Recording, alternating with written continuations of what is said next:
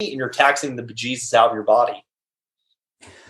Yeah. So, I mean, I think that's where I'm at right now. I think I've, like just with the kind of newer type job I've got and stuff like that. And I've been doing a lot of high intensity because it's just more fun to me. I think I've lost a lot of the and admittedly, and I've gained a little weight and all that kind of stuff. So it's, think about from a weight, obviously all the studies will say, excuse me, high intensity burns more fat and all that stuff. Well, number one, the studies are really short. And number two, they're not doing much volume when it comes to low intensity.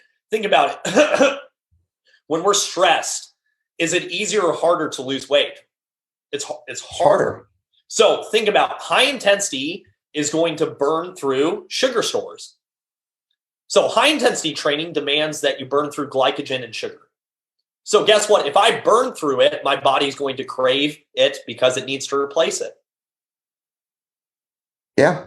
Oh, so think about I'm with you. I've got a sugar addiction right now. Think about everyone in the gym is generally chronically stressed. They probably got 2 or more long-term injuries. They've got a spot that's bugging them right now, maybe a short term. Maybe they want to trim up a little bit. They want to improve performance. And so they're saying, okay, now I'm going to come in. I don't have a foundation of a rope. I don't have the ability to deliver oxygen well to my system. And now I'm going to strip it of even more oxygen, train high intensity.